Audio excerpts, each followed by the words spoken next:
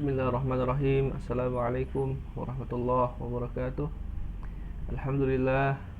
Alhamdulillahirabbil alamin. Wassalatu wassalamu ala asrafil anbiya'i wal mursalin sayyidina wa maulana Muhammadin wa ala alihi wa ashabihi ajma'in. Amma ba'd. Yang Bapak hormati, yang Bapak sayangi, teman-teman kelas 11 Madrasah Aliyah Negeri 1 Hulu Sungai Tengah, dimanapun teman-teman berada, Bapak doakan semoga Allah selalu menjaga kita, memelihara kita, terutama dari penyakit COVID-19, dan menjaga juga seluruh keluarga kita agar terhindar dari penyakit tersebut. Nah, pada kesempatan kali ini kita akan menyambung pembelajaran kita pada mata pelajaran Quran Hadis. Selanjutnya kita akan memasuki bab yang ketiga, yaitu menghindari pergaulan bebas dan perbuatan keji. Nah, pada kesempatan kali ini kita akan belajar 2 ayat dan 1 hadis. Nah, yang pertama Bapak akan mulai dulu dari surah Al-Isra ayat ke 32. A'udzu billahi minasyaitonir rajim. Bismillahirrahmanirrahim. La taqrabuz zina innahu kana fahisyah wa sa'a sabila. Sini ada mufradatnya di bawah. La taqrabu artinya jangan mendekati zina, jangan mendekati az-zina artinya zina. Fahisyah perbuatan keji, wasa'a artinya buruk. Terjemahnya, dan janganlah kamu mendekati zina. Zina itu sungguh suatu perbuatan yang keji dan suatu jalan yang buruk. Nah, selanjutnya Bapak cantumkan di sini tafsir. Kenapa Bapak cantumkan ini sebagai tambahan aja? Artinya Bapak memberikan penjelasan itu Bapak mengambil dari sumber yang konkret, dari sumber yang terpercaya. Nah, yang ini pertama penafsiran dari tafsir Ibnu Katsir, selanjutnya dari tafsir Qurtubi, Imam Qurtubi dan Imam Ibnu Katsir. Nah, sebelum kita masuk ke penjelasan, Bapak ingin teman-teman memperhatikan dulu data-data yang ada di media. Pertama kita lihat ini dari Komnas Perempuan, tiap 2 jam ada 3 perempuan Indonesia yang mengalami kekerasan seksual. Selanjutnya lagi, catatan Komnas Perempuan, kasus kekerasan terjadi pada sepanjang 2019 itu ada 431.471 kasus. Insyaallah banyak sekali ya. Nah, selanjutnya dari Republika Komnas Perempuan, kasus kekerasan seksual pada 2019 capai 4.898. Nah, 2 tulisan yang di sebelah kanan ini Bapak kutip langsung dari website resmi Komnas Perempuan. Nah, jadi Komnas Perempuan itu ada namanya Cataho, catatan tahunan. Jadi tiap tahun itu mereka mencatat ada berapa kasus yang terjadi pada tahun ini. Nah, catatan itu mereka bagi, mereka share di website mereka. Jadi teman-teman kalau mau lihat bisa lihat langsung di sini. Nah, tercatat ada 431.471 kasus kekerasan terhadap perempuan yang terdiri dari 421.752 kasus bersumber dari kasus perkara yang ditangani pengadilan agama. Nah, artinya ini yang melapor ke aparat lewat kepolisian, terus diarahkan oleh kepolisian ke pengadilan. Itu ada 421.000, Masya Allah banyak sekali.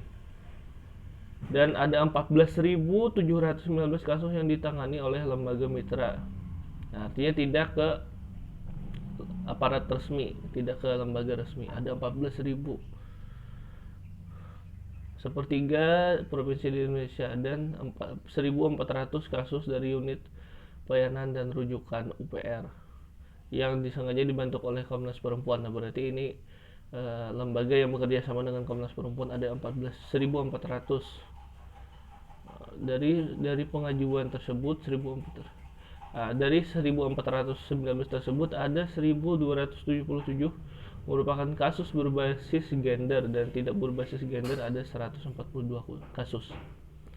Artinya apa? Artinya yang gender itu maksudnya straight mungkin ya, perempuan diperkosa atau dilecehkan oleh laki-laki. Sementara yang tidak berbasis gender itu maksudnya eh, tidak mengenal apakah dia perempuan atau dia laki-laki, pokoknya hantam terus. Nah ini luar biasa, Masya Allah, ada 142 kasus. Nah ini yang melapor. Nah bagaimana kasus yang tidak dilaporkan? Nah, ada berapa anak yang lahir sama seperti Siti Maryam ceritanya. Siti Maryam kan melahirkan Nabi Isa tanpa seorang bapak. Oh, tiba-tiba di Indonesia sekarang banyak wanita-wanita yang mengaku sama seperti Siti Maryam, melahirkan anaknya, mengandung anaknya tanpa ada bapaknya. Masya Allah, ngeri banget. Nah dalam kurun waktu 12 tahun terakhir, kekerasan terhadap perempuan meningkat 792%, Masya Allah, hampir 800%. Artinya kekerasan terhadap perempuan di Indonesia selama 12 tahun meningkat 8 kali lipat, Masya Allah. Nah, terdapat kekerasan terhadap anak perempuan, nah, melonjak sebanyak 2.341 kasus, Masya Allah. Tahun sebelumnya terjadi 1.417, kenaikan dari tahun sebelumnya terjadi 65%, Masya Allah, banyak sekali. Lebih dari 50% loh kenaikannya. Dan paling banyak adalah kasus incest dan ditambahkan dengan kasus kekerasan seksual 571 kasus. Nah, Masya Allah. Teman-teman paham nggak incest itu maksudnya apa? Incest itu adalah hubungan seksual, baik itu terpaksa ataupun tidak terpaksa, yang dilakukan oleh orang saudara.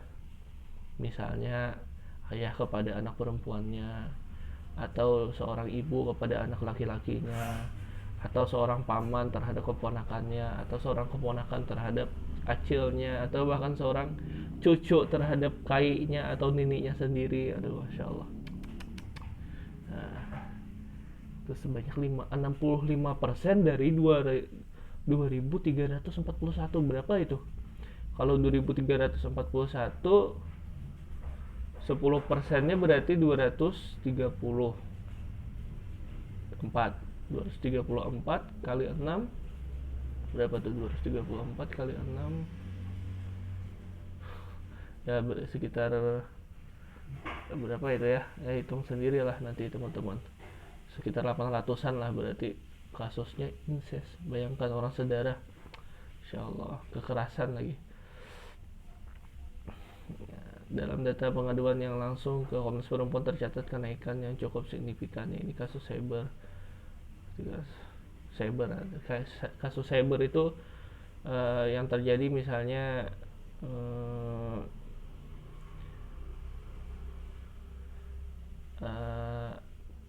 ada yang pacaran si A dengan si B misalnya. Si A ini cowoknya, si B ini ceweknya. Nah, karena sudah biasa pacaran, lama-lama video call macam-macam, minta pap macam-macam, pap dong.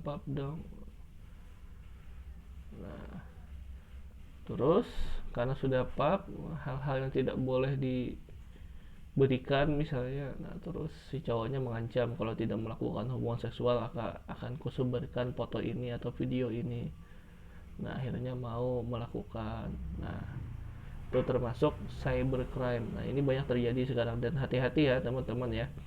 Hati-hati maksudnya jangan cowok misalnya tiba-tiba ada cewek cantik yang nge-add di Instagram, atau tiba-tiba ada cewek cantik nge-chat di WA. Oh cantik kan, senang lah kita kan cowok deketin cewek cantik, tiba-tiba chat-chatannya atau DM-annya sudah kurang wajar, tiba-tiba mengarah kepada hal-hal yang seksual. Nah itu patut dicurigai, jangan itu penipuan atau cybercrime yang sengaja. Nanti kita dijebak, bisa kita dipalak, dimintai duit, kalau tidak disebarkan foto atau videonya. Nah hati-hatilah teman-teman. Nah yang terakhir adalah kekerasan seksual terhadap perempuan disabilitas.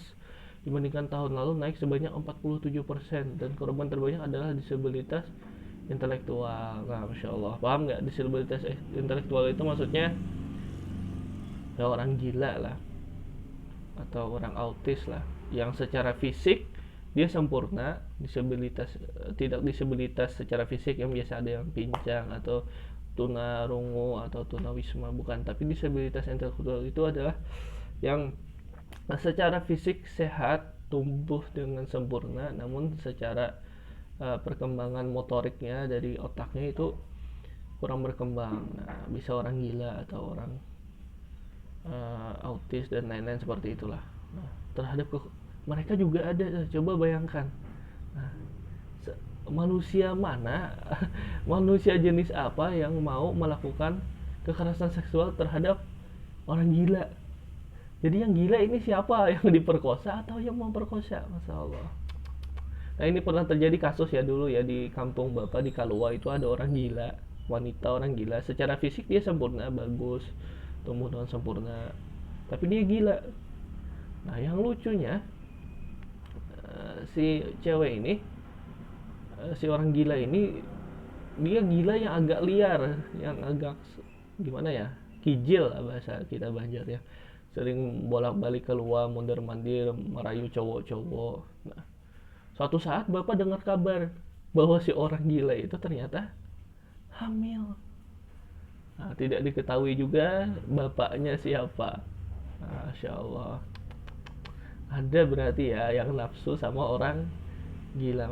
Maaf ya kalimat bapak mungkin agak vulgar, tapi karena ini untuk tujuan akademis pendidikan tidak apa-apa insya Allah. Nah, kenapa semua hal ini bisa terjadi? Coba, seluruh kekerasan seksual ini bisa terjadi, bayangkan. Ngeri nggak Indonesia? Ngeri banget. Nah, makanya kita kembali kepada Al-Quran. Ketika Al-Quran menjelaskan kalimatnya la taqrabu zina, artinya jangan dekati. Nah, jadi tiap kali Allah mengatakan di dalam Al-Quran jangan dekati, berarti di situ ada sesuatu yang berbahaya. Contohnya lagi misalnya di ayat lain, jangan dekati harta anak yatim. Kenapa? Karena anak yatim itu kan dia lemah, tidak ada yang membela orang tuanya, tidak ada. Nah, jangan-jangan kalau kita mendekati hartanya, jangan-jangan kita jadi nafsu, jadi ingin memakan harta anak yatim segala macam, khilaf lah. Terus jangan dekati sholat ketika dalam keadaan mabuk. Dulu pernah sebelum larangan haram minum minuman khamar, sebelumnya perintahnya adalah jangan dekati sholat dalam keadaan mabuk. Artinya apa? Artinya bukan sholatnya yang berbahaya, artinya kalau kita sedang mabuk kita justru bisa membuat sholat kita jadi tidak karuan. Nah, seperti itu. Nah, tiap kali Allah mengatakan sesuatu, memulai kalimat dengan jangan dekati, artinya ada sesuatu yang berbahaya di situ. Nah, mana jangan dekati berarti sangat luas, artinya seluruh hal yang bisa mendekatkan kita kepada zina harus dijauhi. Nah, Imam Syafi'i menjelaskan bahwa seluruh aktivitas yang berorientasi pada perzinahan maka haram. Artinya seperti ini, sesuatu apapun, perilaku, tindakan, perkataan, pendengaran, penglihatan, semua hal yang bisa mendekatkan kita kepada perzinahan, maka itu harus dijauhi. Coba, kenapa sampai ada orang yang memperkosa orang gila? Nah, itu sejauh mana rusaknya sudah moralitasnya orang gila sampai diperkosa. Nah, itu kenapa awal-awalnya adalah dari mata dulu nih. Kalau kita sebagai manusia, kita harus memelihara mata kita dulu. Nah, dari mata kita jangan hendak melihat yang tidak baik. Apalagi saat ini dengan majunya dunia komunikasi, dari handphone kita bisa mengakses segala macam, ya kan? Kalau tidak bisa misalnya jaringannya tinggal pakai VPN misalnya. Nah, teman-teman hati-hati ya, matanya tolong dijaga, hati-hati. Nah, untuk laki-laki dan perempuan matanya dijaga. Yang kedua apa? Pendengarannya. Nah, pendengarannya dijaga, jangan sampai kita suka mendengarkan hal-hal atau sering berbaur dengan orang yang biasa berbicara tentang hal-hal yang seharusnya itu tidak dibicarakan secara umum, atau hal-hal yang dibicarakan belum umurnya, belum sampai kita umurnya. Penting itu, mata dijaga, jangan hendak melihat film porno misalnya. Nah, tiktokan ini banyak cewek-cewek cantik.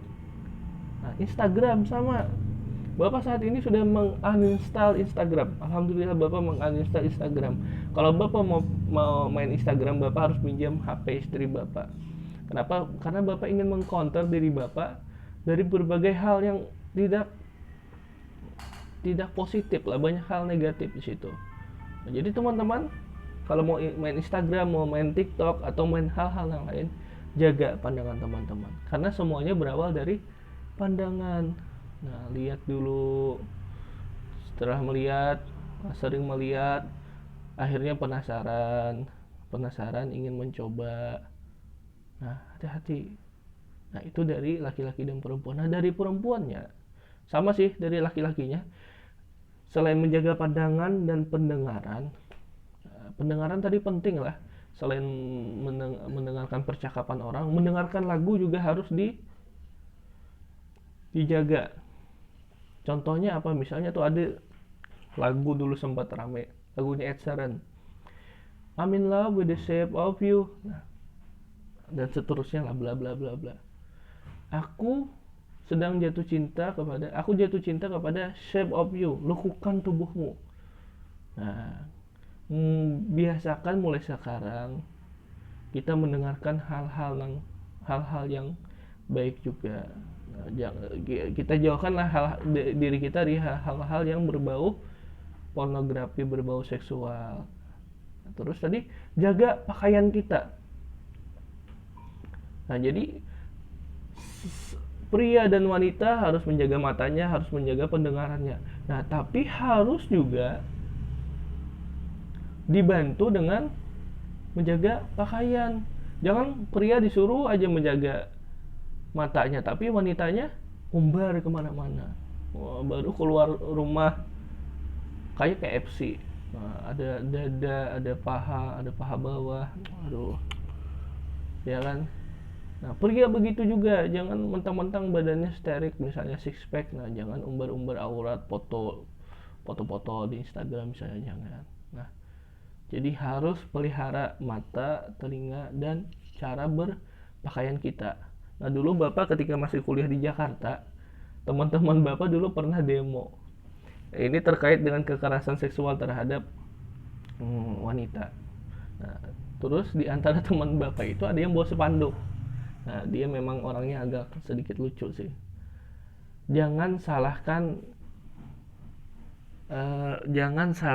celana dalam kami, tapi salahkan isi celana dalam kami.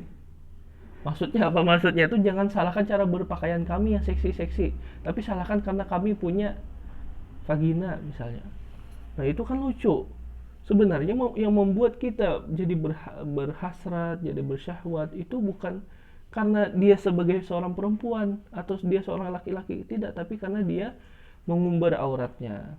Nah, coba kalau kita memandang wanita yang misalnya menutup auratnya dengan baik, menjaga auratnya, laki-laki yang menjaga auratnya, tentu pandangan kita tidak ke pandangan negatif. Nah, tapi karena dia sudah membuka auratnya segala macam, nah maka dari itu kita jadi berbahaya.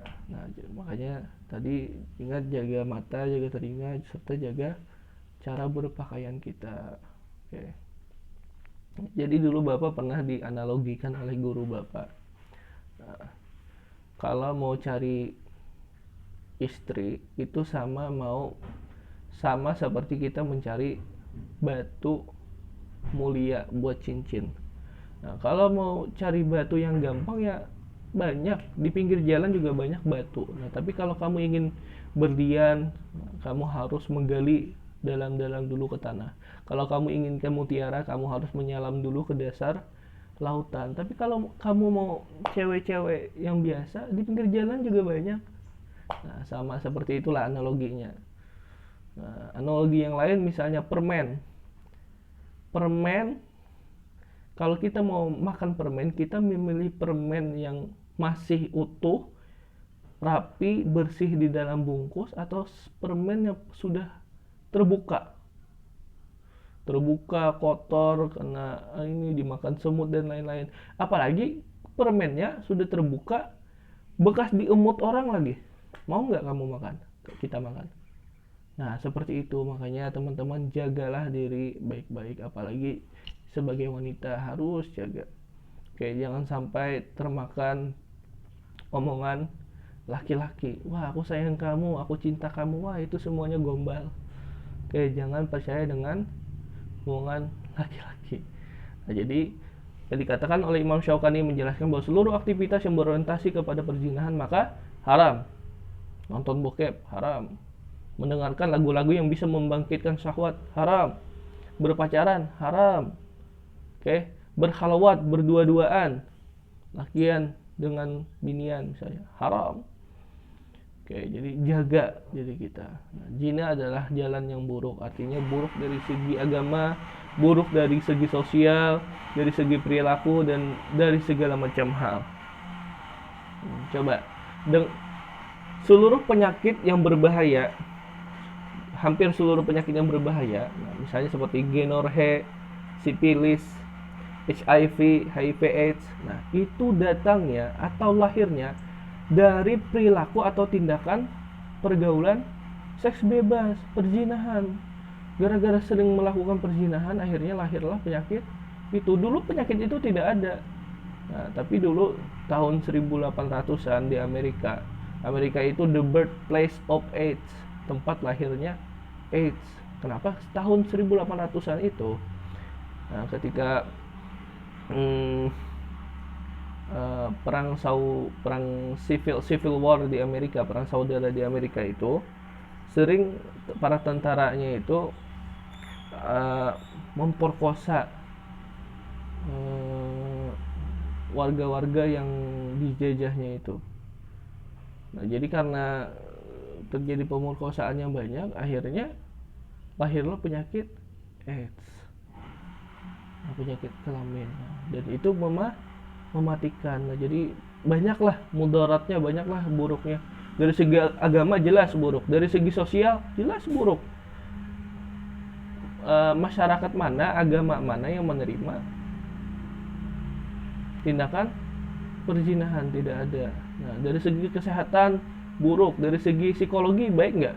Tidak baik, semuanya buruk. Nah, jadi maka dari itu ketika Allah mengatakan jangan dekati, nah, maka artinya kita harus menjauhinya. Nah, dijelaskan di sini oleh Imam Qurtubi. Nah, itu ada juga dikutip di dalam buku kita, buku paket kita, bahwa kenapa Allah mengatakan la taqrabu, bukan mengatakan la tazanu.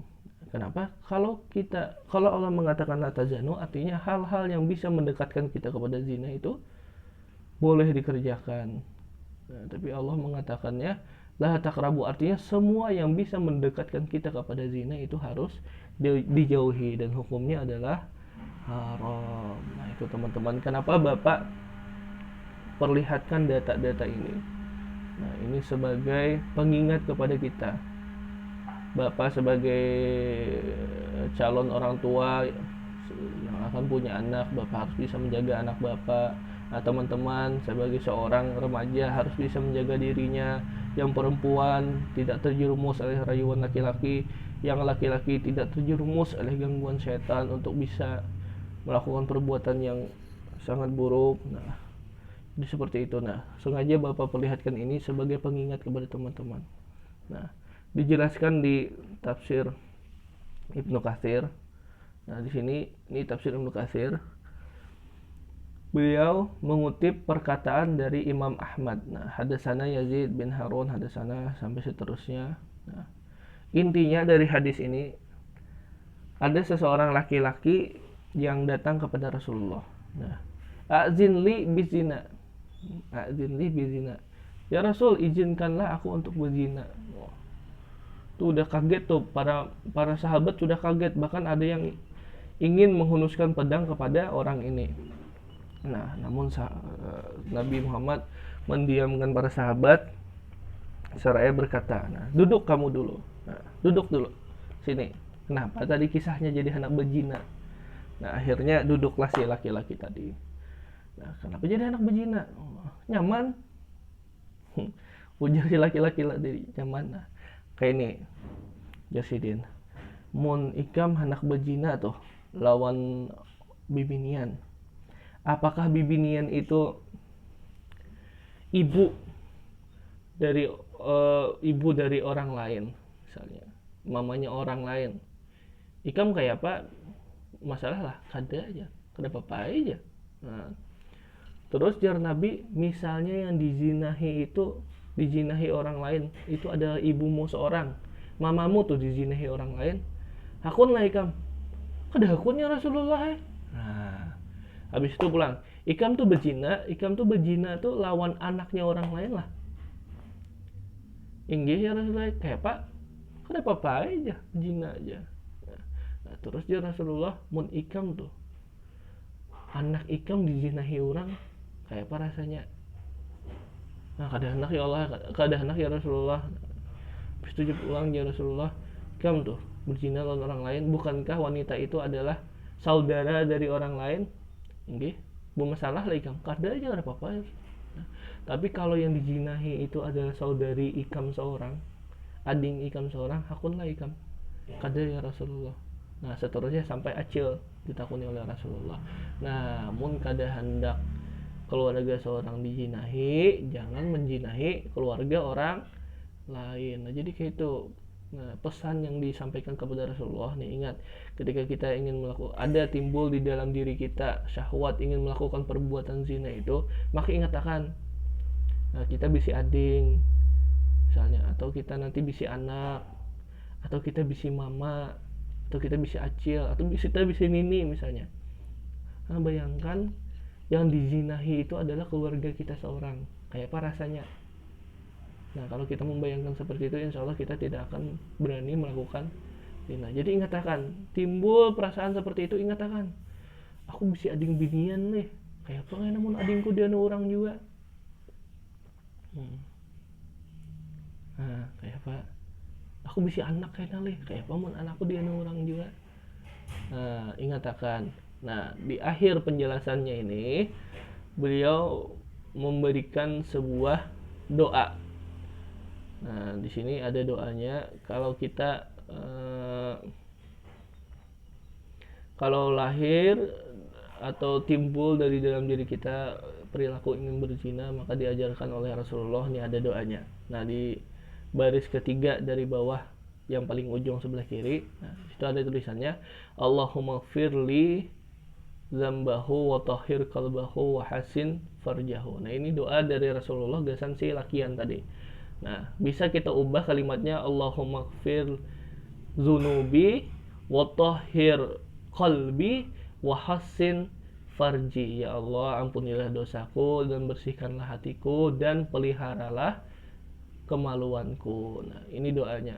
Doa ini untuk memelihara kita, menjaga kita dari perbuatan zina. Nah, ini doa langsung dari Rasulullah yang hadisnya diriwayatkan oleh Imam Ahmad. Ini Nabi mendoakan si laki-laki tadi yang bertakun tadi. Laki-laki tadi setelah dijelaskan oleh Nabi seperti itu, beliau memohon maaf dan mengatakan, saya tidak akan lagi melakukan perbuatan zina. Nah, ini yang diajarkan oleh Rasulullah SAW kepada kita. Nah, sengaja Bapak kita sampaikan data-data ini.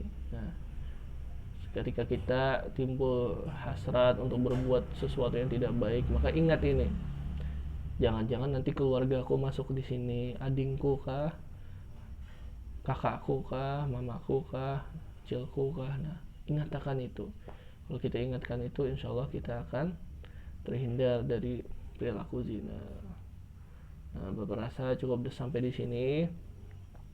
Salah hilaf mohon maaf. Nah, Bapak akhiri dengan Allahumma muwaffiq ila aqwamit thoriq. Assalamualaikum warahmatullahi wabarakatuh.